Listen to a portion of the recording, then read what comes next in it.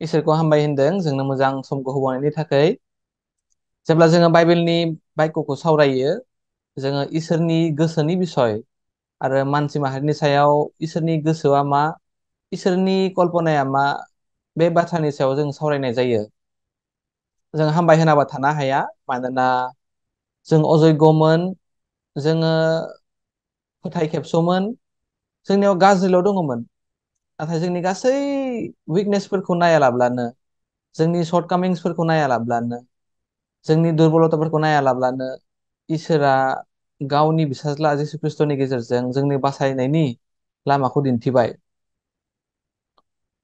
जेब्ला सासे मानसिया बासाय जायो एबा पापनिफ्राय गयो, बे मोनसे प्रसेसजों फ्ल' जायो, नङासै? जोङो इन जेनेरेल सानोब्ला सोरबायदि मानसिया दिनै बासायजानायखौ प्रयजन जायो?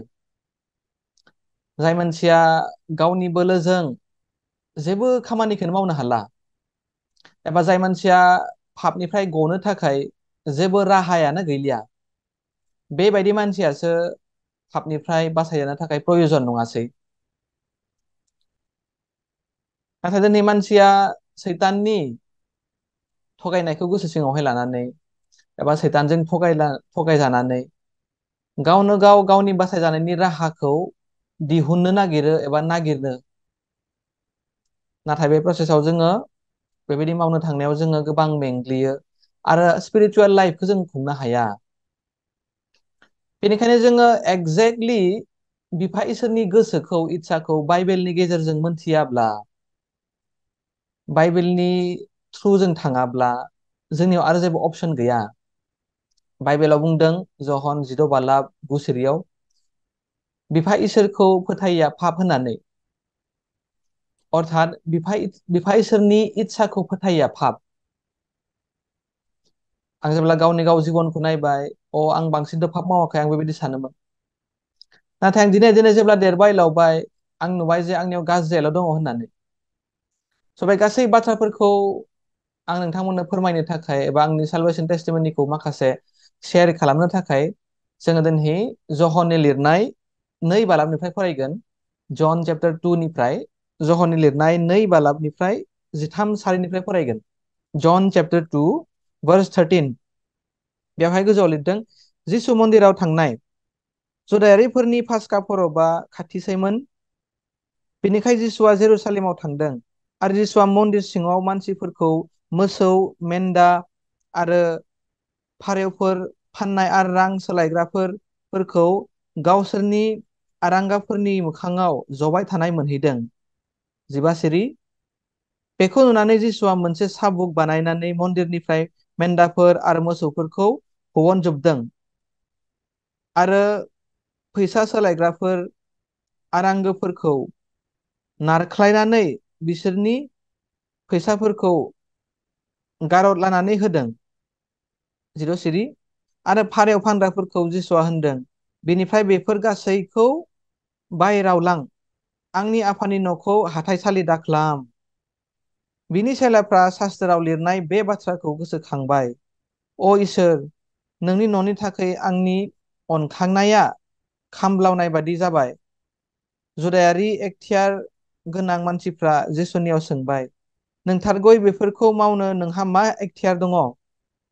बेफोरबायदि मावनो नोङो इसोरनिफ्राय एखथियार मोनदोंब्ला सोमोगोनां हाबा मावनानै जोंनो फोरमान हो। 19। जिसुआ बुंफिनबाय, बे मन्दिरखौ नोंसोरो सिफाय, आङो बिखौ सानथामजों लुफिनगोन। जुदायारि एखथियार गोनां मानसिफ्रा सोंबाय, बे मन्दिरखौ 46 बोसोरजोंसो लुखांदों, बेखौ नोङो सानथामजों लुफिननो? नाथाय मन्दिर न' होननाया जिसुआ गावनि मोदोमखौसो होनदोंमोन। बेनिखायनो जिसुआ जेब्ला थैनानै थांखांफिनो, अब्ला बिनि चेलाफ्रा जिसुआ गावनि मोदोमखौसो होनदोंमोन होननानै गोसोखांदों आरो बिसोरो शास्त्राव लिरनायखौ आरो जिसुनि बुंनायखौ फोथायदों। जिसु खृष्टनि जेरुसालेम मन्दिराव थांनानै जेरुसालेम मन्दिरखौ साफा खालामहैनाय एबा बेयाव सिङाव थानाय मोसौ मोसा, मेन्दा, फारेव गासैखौ होखारहैनायफोरा थारैनो जोंनि आत्मिक जिबनजों रिलेटेड दङ। माबायदिहै बिफा इसोरा जोंखौ अनखांनानै गावनि दयानि गेजेरजों जोंनियाव गाज्रि मैला दङमोनब्लाबो गावनि सासेल' अनजालु फिसाज्ला जिसु ख्रिस्ट'खौ हरनानै जोंनि लागै बासायजानायनि लामाखौ खालामखो। सुंद'यै जों पिपिटि लाबोनो दोनै स' बेबायदिनो बाइबेलनि मोनफा मोनफा स्ट'रिफोरा इनसिडेन्टफोरा मोनफा मोनफा जाथायफोरा जोंनि जिबनजों जोंनि आत्मिक जिबनजों माबायदिहाय कानेक्टेड दङ बे कानेक्सनखौ जोङो हमदांनो हानांगौ आरो बाइबेलनिफ्राय बुजिनो जोङो सेस्था खालामनांगौ। गोबां सम जोङो बाइबेलखौ फरायो, गोबां सम बेबायदि जाथायफोरनि बाथ्राफोरखौ जों मोनथिनाबो थायो, नाथाय बे जाथाया आंनि जिबनाव आंनि पापनिफ्राय बासायजानायनि सोमोन्दै माबाफोर बुंदों नामा, आंनि आत्मिक जिबननि बिसय माबाफोर बुंदों नामा, जोङो बेबायदिहाय कनक्लुजनाव फैनो हाया। थारैनो जेब्ला जिसु ख्रिस्ट'आ जेरुसालेम मन्दिराव हाबहैदों, मन्दिरनि लांगोनाफोराव बेबायदि बेपारिफोर, फैसा सोलायग्राफोर, फारेवफोर, मोसौफोर बेबायदि मोनसे गाज्रि कन्डिसनखौ नुहैदों। थारैनो जेरुसालेम मन्दिराव बे अबस्थाखौ नुहैनानै जिसु ख्रिस्ट'आ थानो हायाखै आरो बे गाज्रि कन्डिसनखौ साफा खालामनो थाखाय जिसु ख्रिस्ट'आ बेबायदि साबुक दानानै होखारदों, मोसौफोरखौ बाहेरायाव थांहोदों आरो बेबायदि बे इसोरनि मन्दिरखौ लेथ्रा खालामनायखौ जिसु ख्रिस्ट'आ सैयाखै, नङासै? जों नुदों जिसु ख्रिस्ट'आ माबायदिहाय रागा जोंदों आरो रागा जोंनायजों थारैनो जिसु ख्रिस्ट'आ बे मन्दिरखौ एमटि खालामदों। आङो बे गासै जाथायखौ जेब्ला गावनि स्पिरिचुवेल लाइफजों कम्पेयार खालामो, आंनि जोनोमा 1988 एप्रिलाव जादोंमोन आरो बै समनिफ्राय आङो ख्रिस्टीय फरायलाव जोनोम जादोंमोन आरो आं सानदों जे जोंनि बाबायाथ' पास्टरबो मावदों, सेक्रेटारिबो मावदों गिर्जायावहाय, आं उन्दैनिफ्राय गिर्जायाव थाङो, सानडे स्कुलफोराव बाथ्रा सोलोंगासिनो दङ, बेबायदि गासै खोथाफोरखौ लानानै आंनि गोसोआव मा एर'गेन्ट जालांबाय। आं मा सानोमोन, आंथ' उन्दै समनिफ्रायनो गिर्जायाव थांदों, उन्दै समनिफ्रायनो बेबायदि आर'ज गाबदों, उदैबासि आर'जबो खालामदों, गुबुनाथ' गिर्जायावबो थांबावा। बेबायदि आं गावखौनो गाव तुलनामूलक जिउ खुंनो सानबाय। गावनो गाव गावनि मेगनजों गावखौनो आं न्याय खालामोमोन आरो न्याय खालामनाय समाव आंखौनो मा नुयो, गावखौनो गाव मोजां बायदि नुयो। फंबाय बिनानावमोन, जोङो जेब्ला गावखौनो गाव गावनि मेगनजों न्याय खालामो, जों गावखौ मालाबाबो गाज्रि नुखाया। जदिव जोंनियाव गाज्रिखौ जों नुगोन, नाथाय जों गावखौनो गाव 100% गाज्रि होननानै बुंनो हानाय नङा। आदमनि बे नेचारखौ मोननायखायनो आंनियाव जि गाज्रि आखल आखुथायफोर दङमोन, बेबायदि गाज्रि आखल आखुथाय आंनियावबो दङमोन।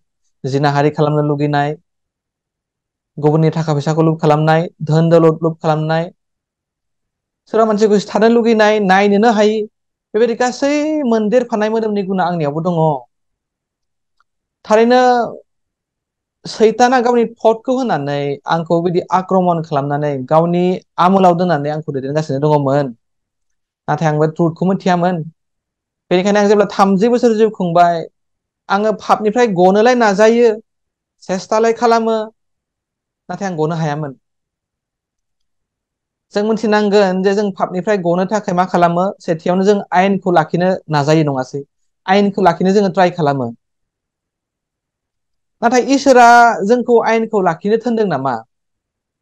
आयेनखौ मानोथो होदों? बाइबेला मा बुंदों? रमारि 3:23 बुंनाय जादों, रावबो मानसिया आयेननि गेजेरजों धोरोमिया जानो हाया। अर्थात आयेननि गेजेरजों जोङो मा गावनि सिङाव थानाय पापखौसो नुगोन। थारैनो जोंनि बे जेरुसालेम मन्दिराव नुनाय बे मोसौआ मा? मोसौखौ जों दैज्लां समाव हालेवनायाव खामानि मावहैयो, नङासै? दैज्लांल' नङा, मेसेङावबो जों मावहैयो आरो बेबायदिनो गुबुन गुबुन खामानिफ्राव मोसौखौ बाहायो, माइ नानायावबो बाहायो। स' रियेलि आं जेब्ला नायबाय, आंनि गोसोआ मोसौ बायदिसोमोन, मोसौनि केरेक्टारानो दङमोन। जाय बेक्तिया गावनि मावनायजों सोरगो रायजोआव मोनहैनो नागिरो, जाय बेक्तिया गावनि खस्थ' खालामनायजों इसोरनि सिगाङाव थि गसंनो नागिरो एबा धोरोमिया जानो नागिरो। आं सानोमोन, बाइबेलावथ' बुंदों नोंसोरो पबित्र जा मानोना आं पबित्र होननानै। आं सानोमोन आं गावनि मावनायजों, सेस्था खालामनायजों, ट्राइ खालामनायजों आङो पबित्र जागोन आरो धोरोमिया जागोन होननानै। गोबां सम आं फेलेंबो जादों, आं रियेलाइसबो जादों आं फेलें जादों होननानै। नाथाय आं मा सानदों, दिनैसो फेलें जादों, नाथाय गाबोन ट्राइ खालामफिनोब्ला आं धोरोमिया जानो हागोन, इसोरनि आशीर्बादखौ मोनगोन।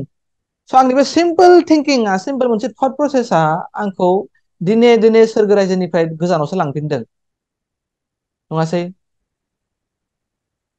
स' बे आयेनखौ लाखिनानै जों धोरोमिया जानो नागिरनाय गोसोआ बहानिफ्राय फैयो? इसोरनिफ्राय फैयो ना सैताननिफ्राय फैयो? मानोना इसोरनि बाथ्राया क्लियार, रावबो आयेनखौ लाखिनो हाया आरो आयेनखौ लाखिनानै रावबो धोरोमिया जानो हाया, बेबायदि बुंदों। स' जों जे आयेनखौ लाखिनानै मोजां ख्रिस्टियानफोर जानानै मोसौ बायदि खस्थ' खालामथाबनानै धोरोमिया जानो नागिरो, बे एखेबारे भुल। लोगोसे फारौनि केरेक्टारा मा? फारौआ एखेबारे काम माइल, नङासै? फारौआ रावनिबो जेबोबायदि खहा खालामा, एक्सुअलि सिरि सिरि थायो, न'नि बबेबा मोनसे खनायाव थानानै बेबायदि आलो गोजोन गावनि जिउ खुङो, रावखौबो बेबायदि प्रब्लेम खालामा। स' आंनि गोसोनि रङाबो माबायदिमोन? गुबुनखौ दुखु होआ, गुबुनखौ फिजिकेलि हार्म खालामा, गुबुनखौ खस्थ'बो होआ, नाथाय आंनि गोसो सिङाव मा? जिनाहारि खालामनो लुगैनाय, गुबुननि थाखा फैसा धोन दौलत लुप खालामनाय, गासै गोसोआ बयलिं बायदि जाबाय थायोमोन, गासै गोसोआबो दङमोन। स' नुनायाव मोजां सानिफ्राय, नाथाय सिङावहाय मा? गाज्रि बुंफबजोबनाय। गिर्जायाव थांबा मोनसे बेलेग कालार लाबाय, न' सिङाव हारसिं थाबा मोजां कालार लानायनि जुनै गाज्रि कालार लाना थाबाय, गुबुननि न'आव थांब्ला आरो कालार सोलायलायबाय। स' कालार सोलायग्रा सासे ख्रिस्टियान सुबुंसोमोन आङो। नुनायाव फारौ बायदि, नाथाय फारौ नङा। आं जेब्ला गावनि ख्रिस्टियान जिबनखौ नुबाय, थारैनो आङो मानसिया माने गावनि मावनायदों सोरगो रायजोआव थांनो हागोन होननानै आङो सानोबोमोन। आं सानोमोन गुबुनाबो गाज्रि, नाथाय गुबुननिख्रुइ आं खम गाज्रि, आंनियाव साबसिनथारा दङ। आं गावखौनो गाव खुगायाव फाफि होननाबो बुङोमोन, नाथाय गोसो सिङाव फाफि नङा। खुगायाव फाफि, गोसो सिङाव 50-50, 50% हलिनेस दङ, 50% गावनि हाबा दङ। गावखौनो गाव मालाबाबो सिनायासै, धोरोमिया जानायखौ बादखौनो हो, आं गावखौनो गाव 100% फाफि होननानै मालाबाबो सिनायासै। लोगोफोर, आदा आब', बाइबेलाव जोंनि गोसोखौ माजों फोरमायदों? बेबायदि गेसेव आपेलखौ जों दिनै नुनो मोनदों। जेरेमिया 17:7-9 मा बुंदों? मानसिनि गोसोआ गासै मुवानिख्रुइबो बांसिन सोलिग्रा, बिनि रगा सोखाजाया, बिनि सानखोमानायखौ सोर बुजिनो हागौ? मानसिनि रगा गासै मुवानिख्रुइबो मा? गाज्रिसिन, बिनि रगा सोखाजाया। सोरगो रायजोआव मोनहैनायखौथ' बादखौनो हो, बे बेसिक बाथ्राफोरखौ आं बाइबेलनिफ्राय बुजिनो हायामोन, अर्थात आंखौ फोरोंग्रा रावबो गैयाबोमोन। आङो मा सानो? आंनियाव मोजाङा दङ, जेने थेनेब्लाबोथ' इसोरा आंखौ अनुग्रह होगोन। इसोरनिफ्राय माबा मोनसे मोजां मावनानै अनुग्रहखौ आं मोननोसो हास्थायोमोन। नाथाय अनुग्रह माने मा? अनुग्रहआ ओरैनो मोननायखौसो अनुग्रह बुङो, ओरैनो मोननायखौसो दया होनना बुङो, नङासै? जुदि आं मावनानैसो मोनदोंब्ला बेखौ दया होना, बेखौ मा बुङो? बिथाइ मोनथाय होनना बुङो, हाजिरा, नङासै? बेथनसो बुंगोन बेखौ। नाथाय बाइबेलाव दिनै बिफा इसोरनि गुवार आरो गिदिर गोसोनि बाथ्रा दङ, जाय गोसोआ जोंखौ गासै जोंनि हिउमेन राइटियासनेसनिफ्राय, मोजां साननायनिफ्राय, गाज्रिनिफ्राय, पापनिफ्राय जोंखौ सुस्रांनो नागिरनानै जोंखौ धोरोमिया खालामनाय। थारैनो जेरुसालेमाव थांनानै जिसु खृष्टनि बे गाज्रि जिनिसफोरखौहाय, गाज्रि सुबुंफोरखौहाय होखारनाय, साफा खालामनाया आंनि गोसो सिङाव थानाय बे गाज्रि पापखौ सुस्रांनानै आंखौ धोरोमिया खालामनायनि बाथ्रासो, नङासै? आं जेब्ला प्रथमबारनि थाखाय बे एंगोलाव बे इसोरनि बाइबेलखौ खोनासंबाय, आं आसरित मोनदों। जों मोनथियो जे जिसु खृष्टआ संसारनि मेन्दा जानानै फैबाय, इसोरनि मेन्दामोन बियो। इज्राइलारि फोलेरनि समाव जेरैहाय मेन्दाखौ बोलि होनाय जायोमोन, बेबायदि मानसि महराव मेन्दा जाना फैबाय। गाहाय दौरिया खर'आव दांनायजों जिसु खृष्टनि मोदोमाव सुबुं माहारिनि पापा मा जादों? ट्रेन्सफार जादों। जेरैहाय गोजाम रादाबाव इज्राइलारि फोलेरफोरनि पापा बे बोरमा मेन्दानि सायावहाय ट्रेन्सफार जायोमोन, हारुन एबा हाइ प्रिस्टनि गेजेरजों। थारैनो जिसु खृष्टनि गावखौ खनसेल' बोलि होनाया जोंखौ गहोबाय आरो बिफा इसोरनि इच्छाखौ फुरा खालामबाय। जहन 19:33 मा बुंदों? इट इज फिनिश, जाजोब्बाय बुंदों। माया जाजोबखो? बिफानि इच्छाया जाजोब्बाय। बिफानि इच्छाया जाजोब्बाय। थारैनो नोंथां आरो आङो दिनै जैग' नङामोन, सोरगोआव थांनो हानाय बादखौनो हो, नाथाय जों गाज्रि, जों बेखौनो मोनथिबावामोन। जोंनियाव जेबो जैग'ता गैया, जोंनियाव जेबो क्वालिफिकेसन गैया, जों बे बाथ्राखौनो मोनथिबावामोन। आरो जों जे बासायजानांगौ पापनिफ्राय जों बेखौ मोनथिबावामोन। बेनिखायनो बाइबेला बुंदों रमारि 5:43 जे जेब्ला जोङो पापावनो दङमोन, जिसुआ जोंनि थाखाय थैबाय होनदों। जों पापावनो दोङोमोन, पापावनो गलि गलि थानानै, पापनि खामानिखौनो मावनानै, जिस्रि लेथ्राफोरखौनो इसोरनो जासिनानै इसोरनिफ्राय दयाखौ जों मोननो हास्थायोमोन।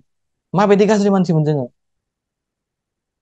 स्पेसियेलि जेब्ला आं ख्रिस्टियान जिबनखौ खुंबाय, गोदान जोनोम मोननायनि सिगां, आं बेफोरबायदि सानडे सार्भिसफोराव थाङाब्ला गोसोखौ सुखुनाय नङामोन, मोनामोन।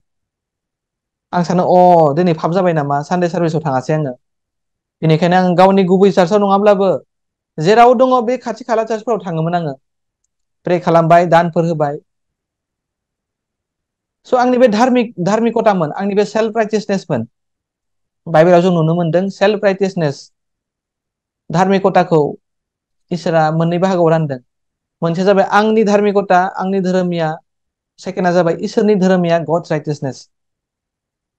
मानसिया मालाब्लाबो गावनि मोजां खामानियाव सोनारनानै सोरगोआव थांनो हाया, बाइबेला एखेबारे क्लियारथार। आरो जुदि बेबादिनो मोनब्ला जिसु ख्रिस्ट'आ दिनै 2000 बोसोर सिगाङाव संसाराव फैनानै कालबारि क्रुसाव फैनानै थैनो गोनां जानाय नङामोन। आरो मानसिया गावनि मोजां मावनायजोंनो दिनै पापनिफ्राय गनो हायोमोनब्ला, एबा धोरोमिया जानानै सोरगोआव थांनो हायोमोनब्ला, जिसु ख्रिस्ट'नि थैनि प्रयजन जानाय नङामोन। जिसु ख्रिस्ट'नि थैनि जेबो रिक्वायारमेन्ट फैनाय नङामोन। मानोना बाइबेलाव बारे बारे बुंदों, इब्रि 9:22 जे थै बोहैहोनाय गैयाब्ला पापनि निमाहा गैया, बेबायदि बुंदों। जों आगबारिनो बेनिखायनो जों दिनै नुयो सोरगोआव थांनाया मोननै राहा दङ, नङासै? मोननै राहा दङ। मोनसे राहाया जाबाय आयेन, जि आज्ञा जायखौ मुसेनि गेजेरजों इसोरा होदोंमोन। आरो नैथि लामाया मा? इसोरनि दया, जायखौ ग्रेस होनना बुंनाय जादों जोङो। बेयाव जों नुदों रमारि 3:24 बेनिखायनो आयेनखौ फालिनानै रावबो इसोरनि सिगाङाव धोरोमिया जानाय नङा। आयेननि मावनाया बेनो, बियो मानसिखौ पापी होननानै दिन्थियो। आयेना अकल मानसिखौ पापी होननानैसो दिन्थियो। आयेना मानसिखौ पापनिफ्राय सुस्रांनो हाया। आयेनाव पापनिफ्राय सुस्रांनो हानाय गोहो बोलो गैया। पापनिफ्राय सोरो जोंखौ सुस्रांनो हायो? माया जोंनि पापखौ सुस्रांनो हायो? जिसु ख्रिस्ट'नि थैयासो। स' जों बेसिक कनसेप्टखौ बुजिनो थाखाय जों आयेनखौ लाखिनानैनो, मोजां ख्रिस्टियान सुबुंफोर जानानैनो, जिनाहारि लायालाबानो जिउ खुंनानैनो जोङो सोरगोआव थांनो नागिरथारबाय। नोंथांनि बाथ्रा बुङाखै आङो, नाथाय आंनि बाथ्राखौनो बुंनो दिनै। आंनो बेबायदि जिउ खुंबाय। नाथाय बाइबेला दिनै रोखायै बुंदों, रावबो आयेननि गेजेरजों धोरोमिया जानो हाया। अर्थात आयेना जों जे पापी, जोंनियाव पाप दङ, बेखौसो दिन्थिफुङो। अब्ला जोङो आयेननि गेजेरजों सोरगो रायजोआव थांनो हायाब्ला, धोरोमिया पबित्र जानो हायाब्ला, जों पापनिफ्राय बोरै गबावगोन? इसोरनि दयानि गेजेरजों। बेनिखायनो जहन 7:23 मा बुंदों? इसोरा मसेजों आयेनखौ होदों, नाथाय दया आरो नंगौआ जिसु ख्रिस्ट'जों फैदों। मुसेनि गेजेरजों आयेनखौ इसोरा होबाय, नाथाय दया आरो अनुग्रहआ जिसु ख्रिस्ट'नि गेजेरजों फैदों। बाइबेला एखेबारे क्लियार। एफा क्रिस्टेल क्लियार बाइबेलखौ मोननायनि उनावबो गोबां सम आं बेबायदि आन्दायना थाबाय। नाथाय आंनियाव पाप दङब्ला जिसु ख्रिस्ट'आ, बिफा इसोरा, आं पापावनो थाबाय थानायखौ साबजाया। बेनिखायनो गावनि बिसाज्लाखौ हरनानै संसार माहारिनि पापखौ बानलांनो होबाय। आरो बानलांनाय हाबाफारिया 2000 बोसोर सिगाङावनो जोबलांबाय। थारैनो बेनिखायनो आसरित भाबे इब्रियारि 10:23 मा लिरदों इसोरा? मानोना इसोरनि गोसो बायदि ख्रिस्ट' जिसुआ गावखौ खनसे बोलि होनायजोंनो जों गासैखौबो पापनिफ्राय सख'बाय। बिफा इसोरनि इस्सा बायदिनो जिसु ख्रिस्ट'आ खनसे गावखौ बोलि होनायजोंनो जों गासैखौबो पापनिफ्राय सख'बाय। आमेन। जों बयबो पापनिफ्राय गखाबाय, जों बयबो पापनिफ्राय सख' जाखानायसो। नोंथाङा माबा मोनसे मावनांगौ नङा, एबा नोंथाङा माबा मोनसे मावनो हागोन बेबायदि नङा। आंबो बेबायदि सानोमोन, नाथाय जेब्ला आङो इब्रियारि लेखाखौ फरायबाय, इसोरनि अनुग्रहखौ मोनबाय, बाइबेलखौ बुजिनो, आङो बर्न एगेन जानो हादों। आं थारैनो इसोरनि गोसोजों लोगो मोनज्लायनो हादों। इसोरनि गोसोखौ लोगो मोनज्लायनायनि उनावसो आं बुजिनो हादों जे थारैनो आङो धार्मिकसो, थारैनो आङो पबित्र मानसिसो। आरो बेनिखायनोथ' सोरगो रायजोनि सिटिजेन होननानै बुंदों। सासे पापि सुबुङा बोरै सोरगो रायजोनि सिटिजेन जानो हानो? इब्रियारि 10 बुंनानै फोजोबाखै इसोरा। 14 मा बुंदों? मानोना बियो बे खनसे बुलिजों फोथार जानायफोरखौ अरायबोनि थाखाय गोग्गो खालामबाय। इंलिसाव अरायबोनि थाखाय इटारनेलि हलि एन्ड राइटियास खालामबाय होनना बुंदों। आङो सानसेनि थाखाय धोरोमिया जायाखै, एबा दोनहै गाबोननि थाखायल' जायाखै, अरायबोनि थाखाय धोरोमिया आरो गोथार जाबाय। खालामजाबाय होनदों बाइबेला, खालामजाबाय। जिसु ख्रिस्ट'आसो खालामदों। आरो मोनसे एमेजिं बाथ्रा बेनि गाहायाव बुंबावदों 17 आरो 18 सिरियाव, आरो बियो होनबावदों, बिसोरनि पापफोर आरो बिसोरनि इनाय मावनायफोरखौ आङो गोसोखांबावलिया। बेफोरखौ इसोरा होबायब्ला पापफोरनि थाखाय जोङो बुलि बावबावनांगौ गैबावलिया। मा एमेजिं बाथ्रा बिलाय। पापफोरनि थाखाय बुलि बावबोनाय गैलिया, आरो बिसोरनि पाप आरो अपराध मावनायफोरखौ जिहेथु आं खेमा होखाबाय, आं गोसोखांबावनाय नंलिया। पापनि रेकर्डआनो गैलिया। थारैनो आङो आयेनखौ फालिनो नागिरनानै अकल दुसि जानाय जिबन खुंबाय। आङो गाबनांबाय, आरो आंनि गोसो सिङाव गिनायल' दङमोन। मानोना आं जेब्लायनो आयेनखौ नाहरो, आयेननि सिङाव फेलें जानायखौ आङो नुथारदों गावखौनो गाव। आयेननि सिङाव जे आङो खृस्टियान जिबनाव उथ्रिनो हायाखै, फेलियरसो जाजोब्बाय मोनफा मोनफा जिनिसाव आं नुनो मोनदों। आं गोबां सम गाव गावनि गोसो सिङावहाय जिनाहारि लायालाबानो, गुबुननि धोन दौलद रांफोरखौ लुब खालामालाबानो जिउ खुंनो नाजाबाय। नाथाय आं फेलें जाबाय। आं फेलें जाबाय। आङो दुसि जानाय गोसोखौ लायालाब्ला आं थांना थानो हायाखै। आं दुखु जाबाय, दुसि जानाय गोसोखौ आं सानबाय पापआलाय बोरै निमाहा जागोन। आरो आं ट्राइ खालामबावबाय पापखौ सुस्रांनो, थारमाने आरो मोजां खृस्टियान जाबावनो थाखाय। नाथाय आं मेंग्लिबाय। लोगोफोर, जोङो मोनसे बाइबेल सिरिप फरायनानै फोजोबनो 1 करन्थियानि 6:12 जों नायगोन। 1 करन्थिया 6:12, 9 सिरिनिफ्रायबो जों फरायगोन। 1 करन्थिया 6:12-9, नोंथारगौयै नोंसोरो मिथियो अधर्मियाफ्रा इसोरनि रायजोखौ मोननाय नङा। नोंसोरो दा आन्दाय, गाज्रिफोर एबा मुर्तिफोरखौ खुलुमग्राफोर, एबा जिनाहारि खालामग्राफोर, एबा हौवाजों हौवा जिनाहारि खालामग्राफोर, एबा खावग्राफोर, लुबैसुलाफोर, एबा फेग्लुंग्राफोर, एबा निन्दिग्राफोर, एबा सेग्राफोर, बिसोरनि रावबो इसोरनि रायजोआव हाबनो मोनथारनाय नङा। बेफोरबायदि गाज्रि खामानि मावग्राफ्रा रावबो सोरगो रायजोआव हाबनो मोननाय नङा, नङासै? आं जौबो लोङोमोन, आं फेग्लुंबायबो, जिनाहारि गोसोबो दङमोन। अब्लाथ' आंबो जेबो क्वालिफाइड नंखायामोन। आं क्वालिफाइडआनो नंखाया सोरगो रायजोआव हाबनो। अकल दुसि जानाय गोसो। आरो बाइबेलाबो बेखौनो बुंदों, बेफोरबायदि सुबुङा मालाब्लाबो सोरगो रायजोआव हाबनो हाया होननानै। आंनि गोसोआ अकल दन्द, थैनायखौल'सो मोननांगौ, इसोरनि पानिसमेन्टखौल'सो मोननांगौ। नाथाय जों बेयाव गाहायाव फरायोब्ला मा नुनो मोनो 14 सिरियाव, नोंसोरनि सोरबा सोरबाया बेबादिनोमोन, सोरबा सोरबाया बेबायदिमोन, बांसिनानोमोन, आंबोमोन बेबायदि। नाथाय नोंसोरो पापनिफ्राय सुस्रा जाबाय। नाथाय नोंसोरो मा? पापनिफ्राय सुस्रा जाबाय। बेयाव बेबायदि बुङाखै, नाथाय नोङो गावनि गाव पापखौ गावनो सुस्रानांगोन, अब्लासो सोरगोआव हाबनो हागोन, बेबायदि कन्डिसन गैया। जि कन्डिसन दङमोन जिसु ख्रिस्ट'आ कालभारि क्रसआव, बे कन्डिसनखौ फुलफिल खालामखाबाय, फोजोबस्रांखाबाय। बेनिखायनो जिसु ख्रिस्ट'नि फोजोबस्रांखानाय खामानियाव फोथायहरनाया आंनि थाखाय दिनै गनाय आरो बाथायजानाय। बेयाव जों फरायबावनि 14 सारिखौ, नोंसोरनि सोरबा सोरबाया बेबायदिनोमोन, नाथाय नोंसोरो पापनिफ्राय सुस्रा जाबाय, नोंसोरो इसोरनो फोथार जाबाय, नोंसोरो फोरबो जिसु ख्रिस्ट' आरो जोंनि इसोरनि जिउजों धोरोमिया सानजाबाय। धोरोमिया सानजादोंसो। मा एसे आसरित बाथ्रा बेलाय। जोङो पापीमोन, नाथाय जोङो पापी नंलिया होननानै डिक्लेयार खालामबाय। दिनैनि दिनाव आं गाबोन गुबुन मानसिफोरखौ जेब्ला आङो धोरोमिया जाबाय आरो पबित्र जाबाय होननानै बुङोब्ला मानसिफ्रा आंखौ फाग्ला होनो बुङो। नोंनि बाइबेला आलादा नामा बिदि बुङो। नोंनि मिसना बेबायदिनो फोरोङो नामा होनदों। आलादा आलादाखौ आं बुंनानै निन्दा खालामो। नाथाय बिथांमोननि निन्दा खालामनाया आंनि गोसो सिङाव नाङा। आंखौ एफेक्ट खालामनो हाया। मानोना इसोर होनाय सार्टिफिकेटआनो आंनि दङ। इसोरा मा लिरखो? नोङो सिखावमोन, जिनाहारि खालामग्रामोन, नाथाय नोंनि पापआ सुस्रा जाबाय, नोङो धोरोमिया सानजाबाय। बेबायदि इसोरानो डिक्लेयार खालामबाय।